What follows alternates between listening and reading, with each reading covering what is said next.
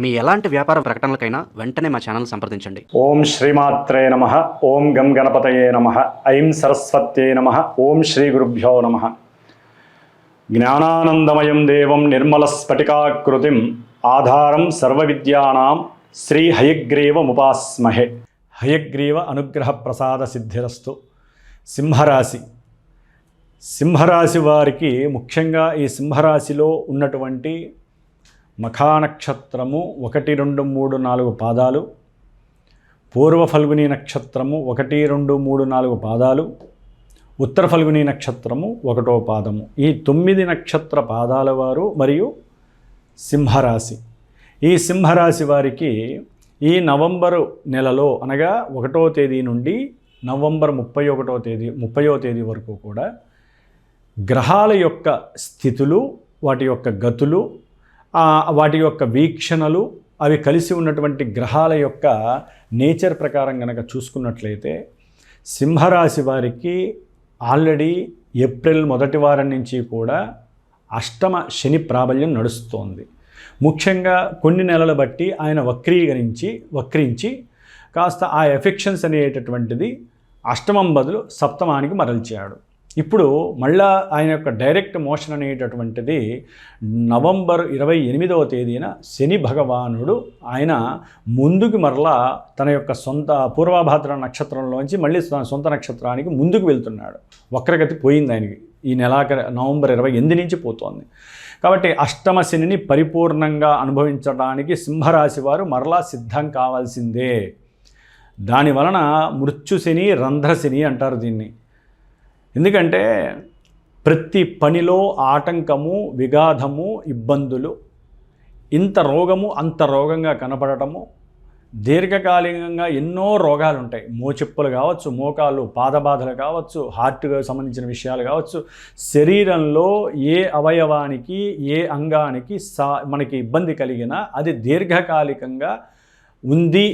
దానికి హాస్పిటల్స్కి వెళ్తూ ధనాన్ని ఖర్చు పెట్టడం, ఇదంతా కూడా కర్మకి సంబంధించిందమ్మా.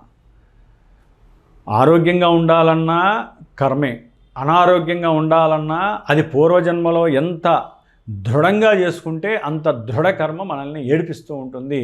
దానికి అధిపతి ఈ శని భగవానుడు. మరి ఆయన అష్టమ శనిగా సింహరాశి వారికి ఏడిపిస్తూనే ఉంటాడు, బాధ పెడుతూనే ఉంటాడు. కాబట్టి ఈయన యొక్క దృష్టి ఏ స్థానాల మీద పడుతుందో ఆ స్థానాలన్నీ కూడా పటాపంచలైపోతూ ఉంటాయి, అంటే ఇబ్బందులు పడుతూ ఉంటాయి. ముఖ్యంగా ఈయన యొక్క దృష్టి సింహరాశి వారికి పంచమ స్థానమైనటువంటి ధనుస్సు రాశి మీద పడుతోంది. దీనివలన సంతాన విభేదాలు, సంతాన కష్టాలు, సంతాన నష్టాలు, గర్భస్రావాలు, లేకపోతే సంతానపరంగా ఆలస్యము, ప్రేమ వివాహాల పట్ల సుముఖత చూపిస్తున్న వాళ్ళకన్నీ కూడా అవతల వ్యక్తుల నుంచి అబ్బాయి ఇష్టపడితే అబ్బాయి దాన్ని నెగ్లెక్ట్ చేయటం, వాళ్ళ ఇంట్లో పెద్దవాళ్ళు ఒప్పుకోకపోవటం, అబ్బాయి ఇష్టపడితే అమ్మాయి నుంచి తెగదెంపులు రావటము, లేకపోతే ఆర్థికంగా నీకు సరిగ్గా లేదంటము, ఏదో రకమైన కర్మ మిమ్మల్ని వెంటాడుతూనే ఉంటుంది ఈ యొక్క స్థానం మీద పడేసరికి. ముఖ్యంగా సింహరాశి వారికి వృత్తి స్థానం మీద ఈయన యొక్క దృష్టి పడుతుంది అష్టమంలో ఉండి. వృత్తిలో అయితే కనుక లేనిపోని అవమానాలు, అవసరం లేనటువంటి ధన నష్టాలు, అంటే ఒకరు ఉద్యోగం లేదు, ఉద్యోగం ఉంటే కానీ అమ్మాయి ప్రేమించదు, లేకపోతే పెళ్ళి కాదు, లేకపోతే ఇంట్లో నాకంటూ ఒక వాల్యూ ఉండదు అనేటటువంటి ఉద్దేశంతో వీళ్ళు తొందరపడి మనకి ఎన్నో ఫైనాన్స్లు ఇచ్చేవాళ్ళు ఉంటారు, లేకపోతే కార్పొరేట్ బ్యాంకులు ఏవో ఉంటాయి, లేకపోతే వీళ్ళ ఫ్రెండ్స్ ద్వారా కావచ్చు, ఎవరో ఒకళ్ళ ద్వారా కనుక్కొని ధనాన్ని అప్పుగా తెచ్చుకొని ఈ ఉద్యోగ వ్యవస్థలో పెడతారు. అక్కడ మోసం జరిగిపోవడం అనేది బాగా జరుగుతుంది సింహరాశి వారికి. ఎందుకంటే శని యొక్క దృష్టి అంత మంచిది కాదండి. ఎందుకంటే ఈయన దృష్టి కన్యారాశి మీద పడుతుంది. అంటే వృత్తిరీత్యా, ఏదైనా వ్యాపార కొనుగోళ్ల రీత్యా, అంటే ఏదైనా ఒక వస్తువు అమ్మటంలో కూడా వీరికి ఎన్నో సమస్యలు, మోసపోతూ ఉంటారు. వ్యాపారం చేసేవాళ్ళు ఈ అష్టమ శని వలన ఏదో పరధ్యాసతో ఉండటము, మనసు ఎక్కడ ఉంటుంది, ఏదో ఆలోచిస్తూ ఉంటారు. పూర్వం అది జరిగింది మాటల్లో ఉండటం వలన, మాటల్లో పెట్టి కూడా మోసం చేసేవాళ్ళు చాలామంది ఉంటారు అవతల వ్యక్తులు. అట్లాగే కొంత ధనాన్ని కూడా వీళ్ళ కళ్ళ ముందే లాక్కొని వెళ్ళిపోతూ ఉంటారు. అది వ్యాపారంలో చేసే ఎవరైనా సరే వీళ్ళు చేసే వ్యాపార వస్తువుల్ని కూడా దొంగతనం చేసుకొని పరిగెత్తే వాళ్ళు చాలామంది ఉంటారు. ఇట్లా సింహరాశి వారికి శని ప్రభావం చాలా ఘోరంగా ఉంటుంది. కాబట్టి శనికి సంబంధించినటువంటి జపము హోమాదులు చేయించుకోవటము, లేదా పర్సనల్ జాతకంలో వారికి శని అనుకూలమైతే కనుక ఆకస్మికంగా విదేశాలకు వెళ్ళిపోతారు. శని కనుక అనుకూలంగా ఉన్నారనుకోండి, ఉద్యోగంలో ఒక ఉన్నతమైనటువంటి స్థాయి, కొంచెం ఇబ్బందులు పడతారు అయినా కూడా స్థాయికి వస్తారు. ఆకస్మికంగా ధనలాభము, తాత ముత్తాతల నుంచి వచ్చే ధనం వస్తుంది. ఇట్లా ఉద్యోగంలో ఒక స్థాయికి వెళ్ళిపోతారు, అనుకోని స్థాయికి. ఇవన్నీ కూడా జాతకంలో ఉన్నదాన్ని అన్వయించుకొని చెప్తే ఆ విషయాలు వస్తాయండి. విడిగా అయితే కనుక సింహరాశి వారికి శని వలన మాత్రం చాలా మృత్యు దోషాలు వస్తాయి. మారక దోషాలు అంటారు, రంధ్ర దోషాలు అంటారు. అట్లాగే ప్రమాదాలు దగ్గర దాకా వచ్చేస్తాయి, లేకపోతే హాస్పిటల్స్కి వెళ్తూనే ఉండాల్సి వస్తుంది. ఇట్లా శని వలన ఉంది. కాబట్టి వీరందరి ముఖ్యంగా వీరి కోసం అని చెప్పి ప్రత్యేకించి ఈ యొక్క కార్తీక మాసంలో కాశీ క్షేత్రానికి వెళ్ళి అక్కడ స్వామివారు అంటే శనీశ్వరుడికి సంబంధించినటువంటి జపాన్ని, అట్లాగే మృత్యుంజయ జపాన్ని ఆచరించి స్వామివారికి సంబంధించినటువంటి 108 మృత్తికా లింగాలతో అభిషేకాన్ని చేసి ఆ రుద్రాక్షని తీసుకొని వచ్చి ఆ యొక్క భస్మాన్ని, ఆ యొక్క రుద్రాక్షని ఎవరైతే ఈ ఇబ్బందులు పడుతున్నారో వారు ధరించినట్లయితే కనుక మృత్యు దోషాలు తొలగిపోతాయి. అంతటి కాశీ క్షేత్రము పరమ క్షేత్రము. గంగా నది ఒడ్డున కూర్చొని చేసేటటువంటి మహన్యాస పంచసూక్త ఏకాదశ రుద్రాభిషేకాలు మంచి పవర్స్ని, ఎందుకంటే ఆయన ఉన్నది జలరాశి, అట్లాగే 12వ స్థానంలో గురుడు జలరాశి, 4వ స్థానంలో విద్యార్థులు ఎన్నో ఇబ్బందులు పడుతూ ఉంటారు. ఆయన జలరాశి, జలరాశిలో 3 గ్రహాలు ఉన్నాయి ప్రజెంట్, గురుడు, కుజుడు, శని, 2 పెద్ద గ్రహాలు, 1 చిన్న గ్రహం. అయినా కూడా విద్యార్థులకి విద్యలో ఆటంకాలు, తండ్రి యొక్క ఆరోగ్యరీత్యా కొన్ని ఆటంకాలు, విద్యలో ఇబ్బందులు ఎదురయ్యే అవకాశాలు ఉంటాయి వీళ్ళందరికీ కూడా. సింహరాశి వారికి ముఖ్యంగా వీరు అన్నదమ్ములకి సంబంధించినటువంటి, లేకపోతే తాత ముత్తాతలు, తండ్రి తల్లి యొక్క ఆస్తులకి సంబంధించిన విషయాలలో కొట్లాటలు, అంతర్గత కుమ్ములాటలు, శక్తి ఎంతో వైవిధ్యకరమైనటువంటి ఇబ్బందులు ఎదుర్కొనే పరిస్థితి సింహరాశి వారికి ఈ రవి కుజులు. అంటే కుజుడైతే కనుక ఈ నెలలో బీనైపోతోంది. నవంబర్ 17 తర్వాత రవి వచ్చినప్పుడు బాగున్నటువంటి రవి ఇప్పుడు చతుర్థంలోకి రావటం వలన విద్య అంటే ఉన్నతమైనటువంటి విద్యలు కావచ్చు, మామూలు ప్రైమరీ స్కూల్స్లో చదివేటటువంటి విద్యార్థులు కావచ్చు, వీళ్ళందరికీ కూడా ఆటంకాలు తప్పనిసరి కలుగుతాయి. ఎన్నో దెబ్బలు తగిలే అవకాశం ఉంటుంది. అట్లాగే హార్ట్కి సంబంధించిన ఎన్నో ఇబ్బందులు, లోపల వాల్వ్స్కి సంబంధించినటువంటి బ్లడ్ రిలేషన్కి సంబంధించినటువంటి ఎన్నో అనారోగ్యాలు వీరికి బయటపడే అవకాశం ఉంటుంది. ఇంత దాన్ని అంత చేసుకొని చూసేటటువంటి పరిస్థితి కూడా కలుగుతుంది. దానివలన తెలియని ఆ మృత్యు భయం అనేటటువంటిది వీరిని వెంబడించే అవకాశం ఉంటుంది. ఇది భయపెట్టడానికి చెప్తున్నటువంటి విషయం కాదండి. గ్రహాలు ఆ స్థానాలలో ఉండి మళ్ళీ వాళ్ళు ఉన్నటువంటి నక్షత్రాల్లో ఉండటం ద్వారా ఎన్నో చర్యలు జరిగి వారికి ఇవన్నీ జరిగే అవకాశాలు ఉండొచ్చని చెప్తాం, కానీ ఇవే జరుగుతాయని చెప్పం. కాబట్టి ఎవరూ కూడా భయపడద్దు. ఓకే, ఇది ఇక్కడ ఉంది కాబట్టి దీనికి సంబంధించిన దోష పరిహారాన్ని చేసుకోండి. దోష పరిహారాలు చేసుకోవడానికే జ్యోతిష్యం అనేటటువంటిది. జ్యోతిష్యం ఏదో మనం పురాణ శ్రవణం కాదు వినటానికి.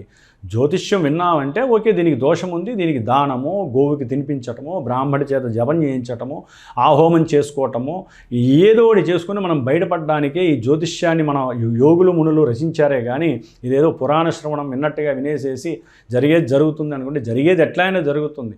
దాని ఎఫెక్షన్ నుంచి తప్పించుకోవడానికి మనం ఇవన్నీ ఆచరించాలి. కాబట్టి ముఖ్యంగా 12లో ఉన్నటువంటి గురుడు వలన ఇందాక చెప్పినట్టుగా సంతానపరంగా కానీ షేర్స్ స్టాక్ మార్కెట్లో పెట్టిన వాళ్ళకి, రియల్ ఎస్టేట్కి సంబంధించిన వాటిల్లో కొంత ఫ్లక్చువేషన్స్ జరిగే అవకాశం ఉంటుంది ఈ నెలల్లో కూడా. ముఖ్యంగా ఆరోగ్య విషయంలో జాగ్రత్తగా ఉండాలి.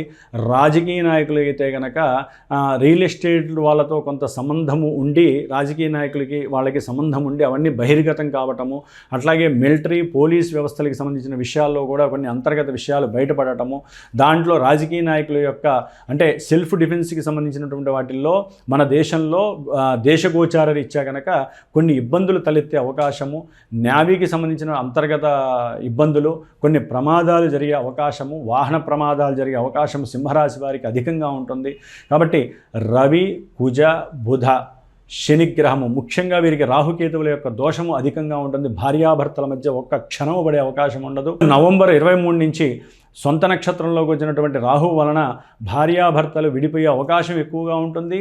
వారి మధ్య విపరీతమైనటువంటి వేధ ఎక్కువగా ఉంటుంది. కాబట్టి స్కంద షష్ఠి రోజున తప్పకుండా ఇలాంటి హోమాలలో మీరు పార్టిసిపేట్ చేయండి. వీలుంటే భార్యాభర్తలు కూర్చొని చేసుకోవడం ద్వారా సంతానము కలుగుతుంది. వారి మధ్య దాంపత్య అనురాగానికి ఆ హోమం అనేటటువంటిది చాలా ఉపయోగపడుతుంది. లేదా అట్లీస్ట్ మీ ఇంటి దగ్గరలో ఉన్నటువంటి ఆ సుబ్రహ్మణ్యేశ్వర స్వామికి ప్రతి మంగళవారము వెళ్ళి లేదా శనివారం వెళ్ళి అభిషేకం చేసుకోండి.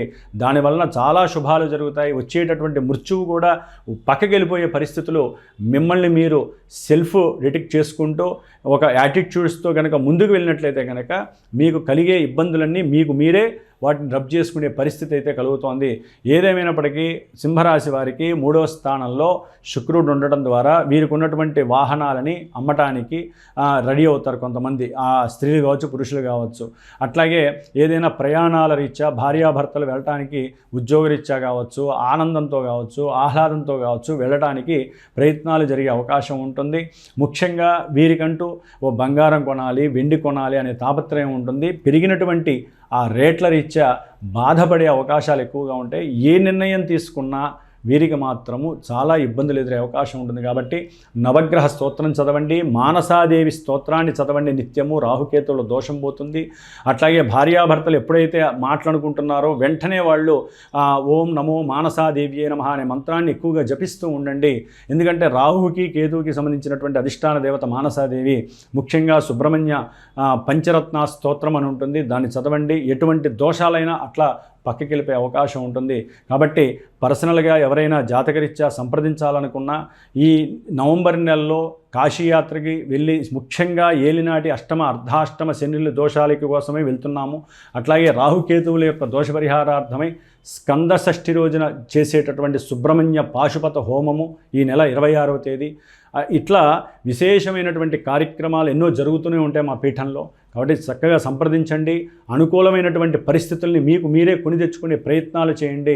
జ్యోతిష్యాన్ని నమ్మండి, పరిహారాలు ఆచరించండి. ఈ యొక్క జన్మని సార్థకత చేసుకోండి. ఓం శ్రీమాత్రే నమః.